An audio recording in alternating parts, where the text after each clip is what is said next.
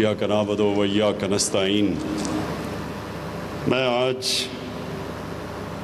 सियालकोट में business community से मिलने आया हूँ और वो ओकेजन एयर सियाल का जो आज हमने इस एयरलाइन की इनॉग्रेशन की है वो एक बहाना है, लेकिन असल में मैं ये चाहता था कि पाकिस्तान की जो सबसे वाइब्रेंट बिज़नेस कम्युनिटी मैं उनसे बातचीत कर लूँ।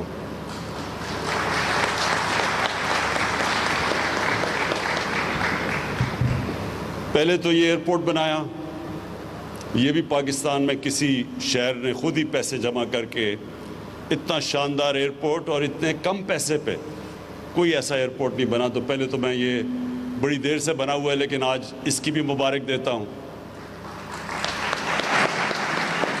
और उसके बाद एयर सियाल की कि ये बड़ा ज़बरदस्त इनिशिएटिव है आपका, ये जो अपनी एयरलाइन बनाना है। ये एक बिज़नेस कम्युनिटी जो समझती है कि कैसे बेहतर चला सकती है, एयरपोर्ट कैसे बेहतर चला सकता है, एयरलाइन बेहतर कैसे चला सकती है। ये आपका जो इनिशिएटिव है, ये जब आपने मुझे बताया भी इसका, तो मेरे में कोई शक नहीं था कि इससे पाकिस्तान का हर तरह फ़ायदा है।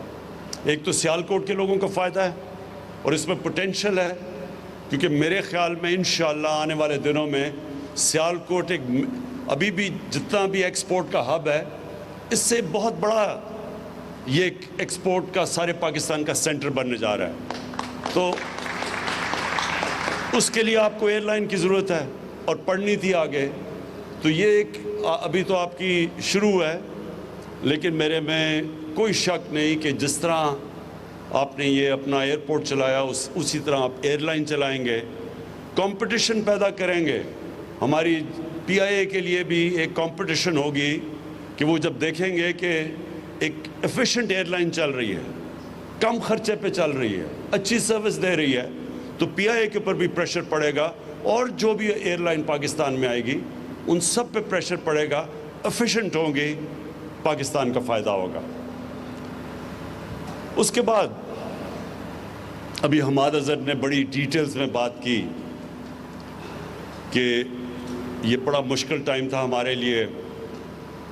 ये जो कोरोना का जब सारी दुनिया में आप देख रहे हैं, ये एक वबा जब फैली तो सारी दुनिया में एक बड़ा मुश्किल फ़ैसला करना था कि आप जब लॉकडाउन करते हैं और जो बेहतरीन तरीका है इस वायरस को रोकने का वो लॉकडाउन है। क्योंकि जब लोग ज़्यादा जमा होते हैं और जब मास्क नहीं पहनते, और जो आप में से मास्क नहीं पहनते, मैं आपको बार बार ताकीद करता हूँ ये मास्क सब पहने।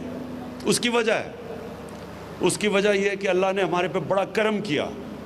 जो पहले वेव के अंदर पाकिस्तान जिस तरह कोरोना वायरस से निकला है, हमारी कोशिश थी, अवाम ने हमारे साथ पूरी तरह तावन किया और फिर अल्लाह का करम हुआ कि हम आज जो निकले हैं, जिस तरह हमाद ने कहा, WHO ने कोई 7 मुल्क बताए सारी दुनिया में जो सबसे बेहतरीन तरीके से कोरोना वायरस से जिन्होंने नेगोशिएट किया, नेविगेट किया कि अपने लोगों का रोज़गार भी बचाया, अपनी बिजनेसेस भी बचाई और लोगों को कोरोना से भी बचा लिया। ये बड़ा मुश्किल काम था, क्योंकि बार बार ताकीद हो रही थी कि हमें लॉकडाउन करना चाहिए। और अफसोस से कहना पड़ता है कि वही ऑपोजिशन जो मेरे ऊपर तनकीद कर रही थी कि मैं पूरी तरह लॉकडाउन नहीं कर रहा और हिंदुस्तान की मिसाल देती थी कि नरेंद्र मोदी ने देखें कितना ज़बरदस्त हिंदुस्तान में लॉकडाउन किया, वही आज जलसे जुलूस करते फिरते हैं जबकि कोरोना के केसेस बढ़ रहे हैं। और हम बार बार लोगों को कह रहे हैं कि ये सर्दियां, अगर हमने ये सही माने में एहतियात ना की, ये सर्दियां बड़ी मुश्किल हमारे लिए होंगी। जिस तरह सारी दुनिया में आप देख लें, अमेरिका के अंदर आज हर 4 दिनों में उतने लोग कोरोना से मरते हैं जितने अभी तक 7 महीने में हमारे अल्लाह का शुक्र है नहीं मरे। यानी इतनी तेज़ी से वहाँ फैल रही है। और कैलिफोर्निया में पूरा लॉकडाउन किया हुआ है उन्होंने, इंग्लैंड के अंदर उन्होंने बड़े स्ट्रिक्ट लॉकडाउन किया हुआ है, इटली में किया हुआ है।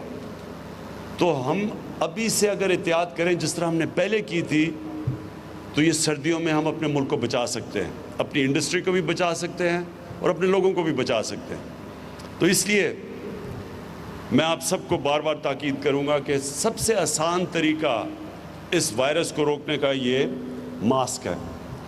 اچھا، میں پھر سے اب جو حماد نے باتیں کی میں اس سے آگے جاتا ہوں۔ دونوں منسٹرز حماد اظہر اور رزاق داؤد، انہوں نے بڑا زبردست بزنس کمیونٹی کے ساتھ انٹریکشن رکھا ہے، مسلسل یہ ان سے انٹریکٹ کرتے ہیں، پوری مجھے فیڈ بیک دیتے ہیں، جو بھی بزنس کمیونٹی کے پرابلمز ہیں وہ ہمیں بتاتے ہیں، اور ہماری پوری کوشش ہے کہ بزنس کمیونٹی کو پورا انکریج کیا جائے تاکہ پاکستان میں پھر سے انڈسٹریلائزیشن شروع ہو۔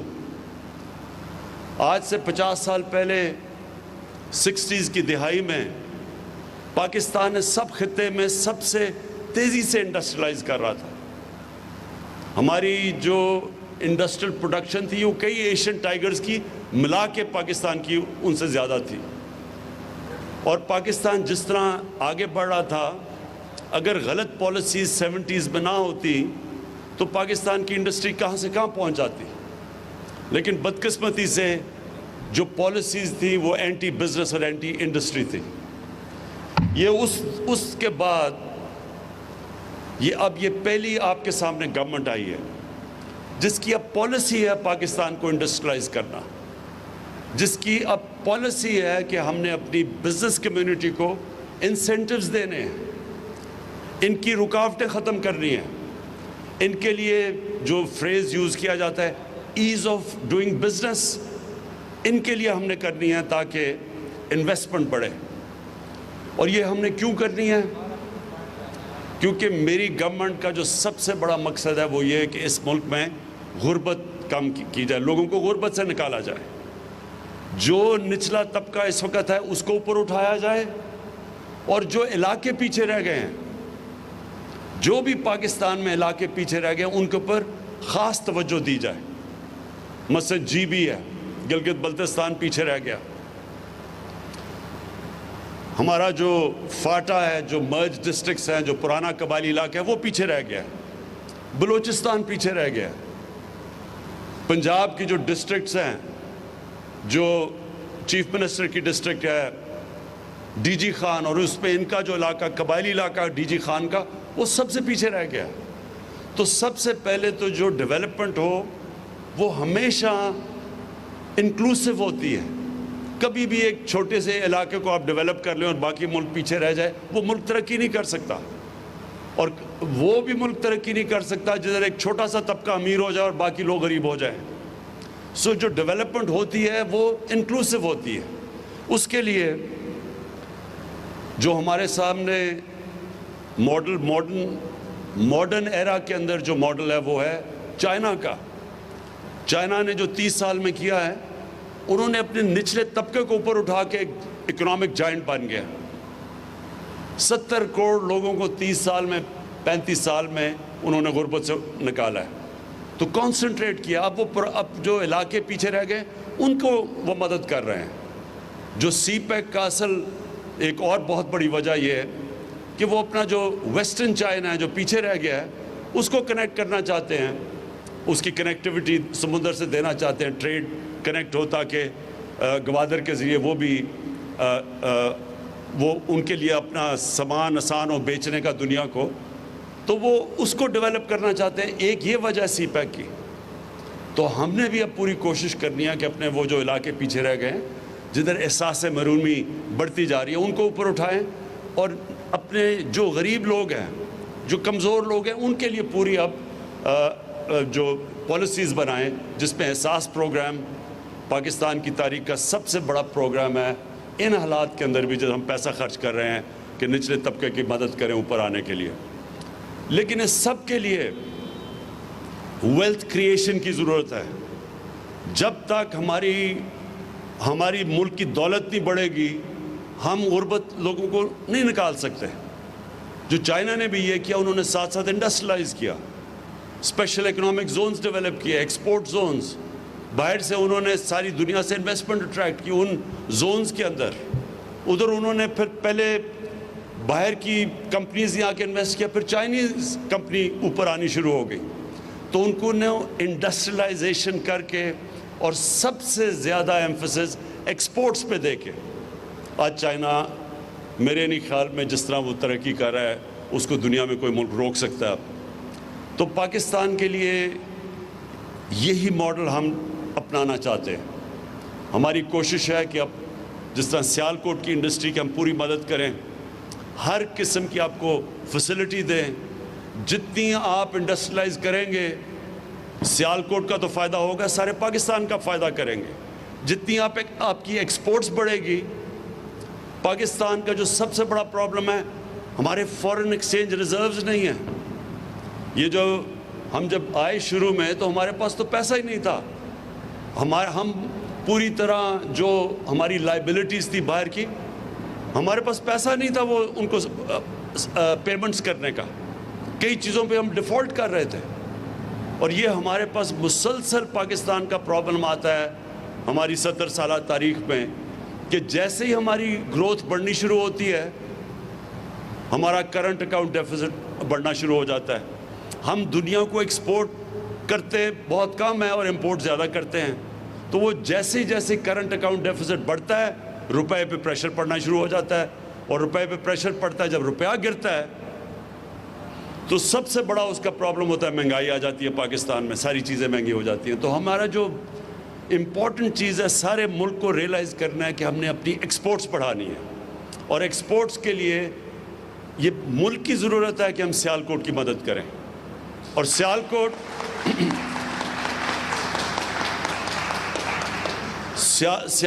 میں اور یہ جو ساری ٹرائنگل ہے, گجرانوالہ, گجرات, وزیر آباد, سیالکوٹ, یہ سارا جو علاقہ ہے یہ ایک تو ایکسپورٹس کے لیے ہمارے لیے سب سے بہترین علاقہ ہے جس کی اگر ہم مدد کریں, یہ اور کراچی اور فیصل آباد, یہ سب سے بہتر ہمارے لیے کہ اگر ہم ان کی مدد کریں گے تو ملک کا فائدہ ہوگا, ایکسپورٹس بڑھیں گی. اور دوسری چیز کہ اسمال اور میڈیم انڈسٹری سب سے زیادہ روزگار دیتی ہے ملک میں. ہمارا یہ بھی بہت بڑا مسئلہ ہے. ہمارے پاس ایک نوجوان آبادی ہے اور ہمیں مسلسل ان کے لیے نوکریاں کریٹ کرنی ہیں, اور وہ نوکریاں انڈسٹری سے ہوتی ہیں, اور خاص طور پہ اسمال اور میڈیم انڈسٹری. اس کے لیے میں آپ کو صرف یہ آج بتا دوں کہ حماد اظہر اس کو ہیڈ کر رہے ہیں, اور اب میں پرائم منسٹر آفس کے نیچے ہماری اب پوری کوشش ہے کہ جو مشکلات, رکاوٹیں اسمال اور میڈیم انڈسٹری کو ہیں وہ اب پرائم منسٹر کا آفس اور اس کے نیچے یہ حماد پوری ٹاسک فورس, پوری کوشش یہ ہے کہ اب ہم رکاوٹیں ان کی دور کریں, آسانیاں پیدا کریں اپنے اسمال اور میڈیم انڈسٹری کے لیے. اور میں جو آج اناؤنس بھی کروں گا بعد میں جو ہماری اگلی فنکشن ہے کہ یہاں ہم ایک state of the art university بنا رہے ہیں. ایک ہم نے بنائی تھی جو ہماری گورنمنٹ کی, یہ پختونخوا میں جب ہماری گورنمنٹ تھی, بہت بڑی اچیومنٹ ہے. ہری پور میں ہم نے ایک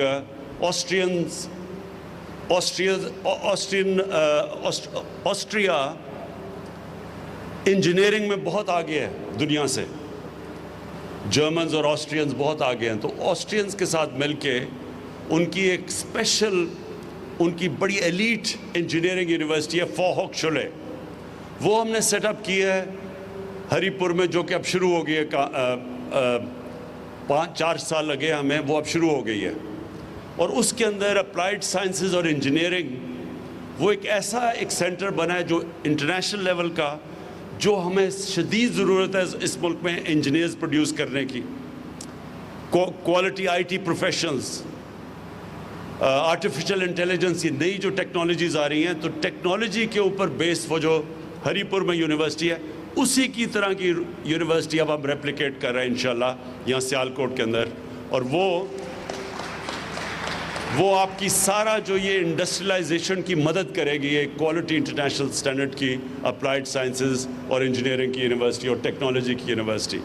تو آخر میں صرف آپ کو ایک چیز اشور کرنا چاہتا ہوں. یہ جو میں آپ کے پاس آیا ہوں اور آپ کو کہہ رہا ہوں کہ پوری طرح اپنی انڈسٹری کی ہم مدد کریں گے، اور سیالکوٹ کی وہ بزنس کمیونٹی جس میں وائبرنسی ایسی ہے کہ وہ اپنی سڑکیں بھی بنا لیتے ہیں، اپنے ایئرپورٹ بھی، اب اپنی ایئر لائن بھی بنا لی ہے، ان کی اب ہم آپ کی پوری طرح مدد کریں گے. ہر طرح آپ کی مدد ہوگی. کانسٹنٹلی آپ سے، ابھی میں نے 2 ہفتے کے بعد آپ سے مل رہا ہوں، اس سے پہلے آپ نے حماد کو اور رزاق داؤد کو بتانا ہے کہ کیا کیا آپ کے ایشوز ہیں. وہ ہم آپ کو جو میرے سے میٹنگ ہوگی انشاءاللہ، اس میٹنگ میں بیٹھ کے سارے آپ کے ایشوز جو FBR سے ہیں، جو اسٹیٹ بینک آف پاکستان سے ہیں، جو یوٹیلیٹی کمپنی سے ہیں، وہ سارے انشاءاللہ ایک ہی وقت پہ ہم بیٹھ کے آپ کے سارے ایشوز حل کریں گے. اور میں سیالکوٹ کو آخر میں یہ کہنا چاہتا ہوں کہ جو انشاءاللہ ہم اپنا جو لوکل گورنمنٹ سسٹم لے کے آ رہے ہیں، ہمارا جو لوکل گورنمنٹ سسٹم ہے اس کے اندر شہروں کو ہم سٹی گورنمنٹس لے کے آ رہے ہیں، اور پہلی دفعہ پاکستان کی تاریخ میں جو سٹی گورنمنٹ بنے گی وہ ڈائریکٹ الیکشن سے میئر الیکٹ ہوگا. یہ جس طرح کے لنڈن میئر ہوتا ہے، جس طرح کے پیرس میں ہوتا ہے، جس طرح نیو یارک کا میئر ہوتا ہے، اسی طرح ایک ماڈرن میٹروپولیٹن سٹی کا ایک سیٹ اپ لے کے آ رہے ہیں. کیونکہ یہ جو آپ کے مسئلے ہیں، میونسپل مسئلے، سڑکیں، گندگی، یہ تب تک نہیں حل ہوں گی جب تک ایک ماڈرن، ایک میٹروپولیٹن سٹی کی لوکل گورنمنٹ آپ کی نہیں بنے گی. یہ پہلی دفعہ پاکستان کی تاریخ میں ہم الیکشن کروائیں گے انشاءاللہ اپریل کے بعد. ڈائریکٹلی الیکٹڈ میئر ہوگا، اور وہ میئر وہ لوگ الیکٹ کریں، آپ کے شہر کے وہ لوگ کریں گے جس میں ایڈمنسٹریٹو کیپبلٹیز ہوں گی. وہ پھر اپنی ٹیم لے کے آئے گا. وہ ٹیم ایسی ہوگی جس کے اندر ہر قسم کا شعبہ ہوگا کہ پانی سیالکوٹ کا کیسے مینیج کرنا ہے اگلے 15-20 سال تک، اس کے سیوریج سسٹم کیسے ٹھیک کرنی ہے، سڑکیں، سارا کچھ ایک سٹی گورنمنٹ پورا ایک ہی امبریلا کے نیچے ہوگی. تو آپ کو پھر جانا نہیں پڑے گا کہ پنجاب جائیں اور لاہور جا کے اپنی وہ اپنی درخواستیں لے کے جائیں. یہیں بیٹھ کے آپ اپنی خود شہر چلائیں گے. تو اگر جو اپنے ایئرپورٹ بنا سکتے ہیں، جو اپنی ایئر لائن بنا سکتے ہیں، سڑکیں ابھی بنا سکتے ہیں، تو اس سسٹم میں آپ کو پوری طرح موقع ملے گا سیالکوٹ کو ایک ماڈرن سٹی بنانے کے لیے. میں آخر میں آپ سب کا شکر گزار ہوں، مبارک دیتا ہوں ایئر سیال کو. انشاءاللہ یہ بگننگ ہے. سنا تین ابھی آپ کے پاس جہاز ہیں، 3 لیز کیے ہیں. تو انشاءاللہ جو آپ کی میں انتھیوزیازم دیکھ رہا ہوں، مجھے کوئی شک نہیں کہ یہ پوری پاکستان کے لیے ایک مثالی ایئر لائنز بنے گی. بہت بہت شکریہ.